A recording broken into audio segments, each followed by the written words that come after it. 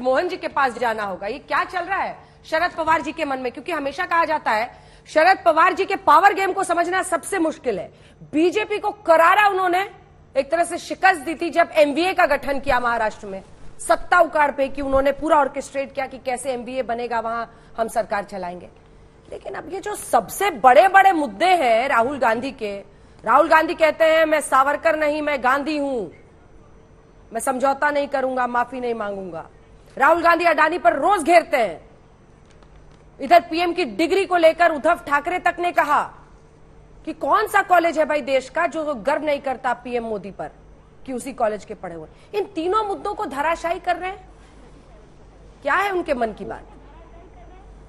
अंजना जी, पहले तो ये समझना होगा कि आदरणीय शरद पवार जी इस देश के वरिष्ठतम राजनेताओं के साथ एक बहुत ही गंभीर राजनेता भी हैं और हमेशा राजनीति करते समय उन्होंने देश हित को हमेशा महत्व दिया है। उनके लिए सारी बातें एक तरफ हैं, लेकिन देश और देश से जुड़े हुए मुद्दे उनके लिए हमेशा सबसे प्राथमिकता पे रहते हैं। और यही बात है कि उन्होंने कई बार आउट ऑफ बॉक्स जाकर भी अपनी बात को रखा है। जैसे कि मैं आपको बताना चाहता हूं कि देश में जब डिजास्टर मैनेजमेंट एक्ट नहीं था, आदरणीय अटल बिहारी वाजपेयी साहब ने उनसे कहा कि आपको इसका नेतृत्व करना है। वो वाइस चेयरमैन होकर आदरणीय अटल बिहारी वाजपेयी उस समय अध्यक्ष थे उस कमेटी के, और शरद पवार साहब उसके उपाध्यक्ष थे।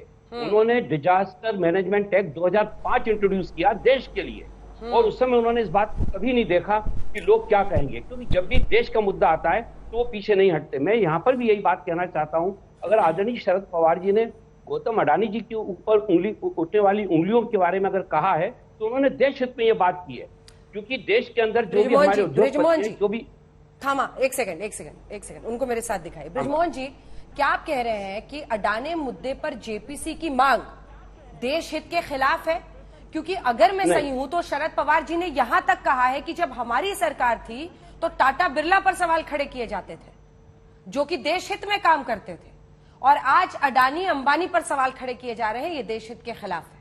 सही कह रही हूं? देखिए, उन्होंने ये कहा, जेपीसी पे पहले मैं बात कर लूं। जिस समय ये मुद्दा सामने आया था देश के, उस समय सारे विपक्ष ने ये कहा था या तो इसके ऊपर सुप्रीम कोर्ट कोई जांच कमेटी बना दे, या हम नहीं तो जेपीसी की मांग करेंगे।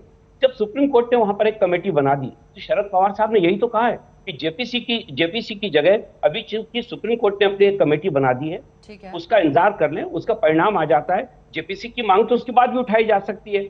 वो जेपीसी के गठन की बात उन्होंने संसद के सत्र के समाप्ति के बाद की है, क्योंकि अब 2-2.5 महीने तक जेपीसी का गठन नहीं हो सकता जब तक कि फिर से संसद का सत्र शुरू ना हो। तो इस बीच में आखिर हम करेंगे क्या? और जो मुद्दे पहले से जनता के बीच में, देखिए आपको एक बात और देखना होगी अंजना जी, कि ये जो विपक्षी एकता है, ये तो अडानी साहब का मुद्दा तो अभी आया है। विपक्षी एकता की बात तो पिछले 3 साल से चल रही है लगातार, और उसके अंदर जो मुद्दे हैं वो कौन से मुद्दे? बेरोजगारी है, महंगाई है, किसानों के मुद्दे हैं। इस देश में जिस प्रकार से संवैधानिक संस्थाओं का, उस संविधान का दुरुपयोग किया जा रहा है, उस पर चर्चा हो रही है, और ये सारी चीजें आज देश के आम आदमी तक पहुंची हुई है। तो क्यों ना उसके ऊपर हम लोग बातचीत करें, ये शरद पवार जी ने कहा। फिर अब ये उन्होंने साफ कहा था ना कि अंबानी अडानी पर अटैक करना ठीक नहीं है। हाँ, बिल्कुल। ये उन्होंने क्यों कहा, ये भी उन्होंने स्पष्ट किया। उन्होंने कहा कि देश में जो उद्योगपति हैं, जो व्यापारी वर्ग है, अगर इस पर कोई बाहर का व्यक्ति अगर कोई उंगली उठाता है तो हमको ये देखना होगा कि उंगली उठाने वाले लोग कौन हैं, उनका मंतव्य क्या है, और वो इस प्रकार से हमारे कहीं देश को कोई नुकसान तो नहीं पहुंचाना चाहते। ठीक है आलोक जी, मैं सोचता हूँ कि एक गंभीर राजनेता के रूप में उनका ये वक्तव्य बिल्कुल देश हित में है। ठीक है, देश हित में अगर वक्तव्य है शरद पवार जी का, जब वो कहते हैं कि अडानी अंबानी पर उंगली उठाना ठीक नहीं है, तो क्या आप देश हित के खिलाफ काम कर रहे हैं? महाराष्ट्र विकास आघाड़ी में आप लोग एक साथ हैं। क्या आप मुझसे पूछ रही हैं? नहीं, आलोक शर्मा जी। शरद पवार जी को अंजना जी क्लियर करनी होगी, देश के सामने शरद पवार जी को क्लियर करना होगा कि क्या जो लोग जेपीसी की मांग कर रहे हैं, तमाम सांसद, वो देशद्रोही हैं। ये बात तो शरद पवार जी बता सकते हैं।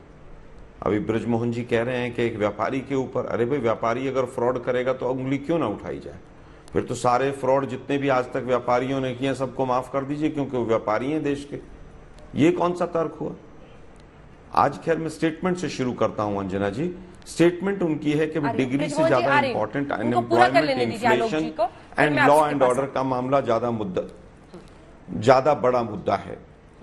हम ये कह रहे हैं कि डिग्री किसी के पास है या नहीं ये इंपॉर्टेंट नहीं। एक इलेक्टेड पोस्ट पर आदमी बिना डिग्री के भी हो सकता है, लोग आए भी हैं गए भी हैं, लेकिन दुर्भाग्य इस बात का है कि जो डिग्री है क्या वो सच है कि नहीं ये बताने के लिए देश के गृह मंत्री और कानून मंत्री को आना पड़ता है। आज हालत यह है कि कोई यूनिवर्सिटी आकर आज तक उस यूनिवर्सिटी ने नहीं कहा कि भाई हमारे यहाँ के स्टूडेंट थे, उस बैच के स्टूडेंट थे। तमाम सवाल हैं। सवाल ये नहीं है कि डिग्री इंपॉर्टेंट है, सवाल ये है कि क्या वो डिग्री फेक है, और अगर फेक डिग्री है तो क्या फिर मोदी जी डिस्क्वालीफाई होंगे, और अगर फेक डिग्री है तो क्या मोदी जी की डिग्री फेक होने के माध्यम से जो एफिडेविट उन्होंने इलेक्शन कमीशन में दिया वो फेक है। सवाल ये है बड़े कि जो लोग कहते हैं कि हम बनारस को क्योटो बना देंगे, उनकी डिग्री फेक अगर है, ठीक है, इस पर जांच की बात है। लेकिन दुर्भाग्य है कि 25,000 का जुर्माना उस व्यक्ति पर लग जाता है जो व्यक्ति डिग्री की बात करता है। लॉ एंड ऑर्डर की बात है, इन्फ्लेशन की बात है। क्या अडानी के मोनोपोलाइजेशन से इन्फ्लेशन नहीं बढ़ रहा है? हम पूछना चाहते हैं। आप भ्रष्टाचार की लड़ाई की बात करते हैं तो क्या ड्रग्स का पैसा है वो 20,000 करोड़ रुपया किसका है? वो एक पूरी सरकार एक व्यापारी को बचाने पर क्यों है, क्यों आतुर है?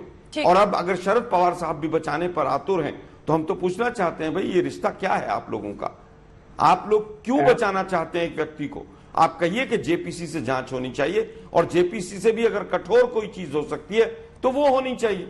जेपीसी में ये नहीं होगा, जेपीसी में वो नहीं होगा। आप इस तरह के एक्सक्यूजेस दे रहे हैं तो कहीं ना कहीं आप जो विपक्ष देखता है उस पर कहीं ना कहीं मारने का काम कर। डायरेक्ट सवाल खड़ा कर रहे हैं वो शरद पवार जी पर। डायरेक्ट सवाल खड़ा कर रहे हैं, आलोक जी रुक जाइए। डायरेक्ट सवाल खड़ा कर रहे हैं शरद पवार जी पे। वो कह रहे हैं कि अगर डिग्री फेक है तो कार्रवाई होनी चाहिए। दूसरा वो जेपीसी पर भी कह रहे हैं कि अगर ऐसा नहीं है तो साबित करें। क्या बाकी विपक्षी नेताओं को देशद्रोही कह रहे हैं शरद जी?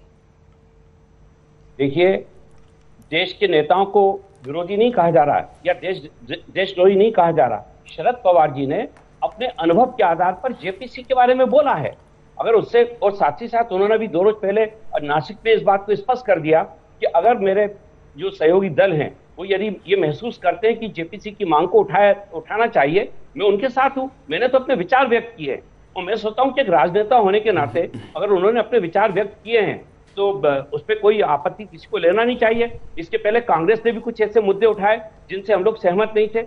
हमने उनके सामने उस मुद्दे को रखा और उन्होंने इस बात को स्वीकार किया कि आगे से हम इन मुद्दों पे चर्चा नहीं करेंगे। तो ये देखिए कि ये 20 दल हैं और सारे दलों के अपने अपने गठबंधन के अपने अपने नाम्स हैं। उनके तहत अगर कहीं कोई बात होती तो हम लोग बैठ के आपस में बातचीत करते हैं और उसका समाधान ढूंढा जा सकता है। मैं सोचता हूं कि इसको विपक्षी एकता से और ये कहकर कि आदरणीय शरद पवार जी ने देश के सारे नेताओं को कोई देशद्रोही कहा है, मैं सोचता हूँ ऐसा कहना और ऐसा सोचना पूरी तौर से निरर्थक है। और इस बात पे हमको गंभीरता से ये चिंतन करना चाहिए कि क्या जेपीसी के गठन के पहले अगर सुप्रीम कोर्ट की रिपोर्ट आ जाती है तो क्या उसके बाद जेपीसी का गठन नहीं हो पाएगा? उसके बाद भी हम मांग कर सकते हैं। तो इसको खाली यहां तक सीमित रखना मैं सोचता हूं शायद राजनीतिक रूप से उचित नहीं, और यही शरद पवार जी ने कहा है।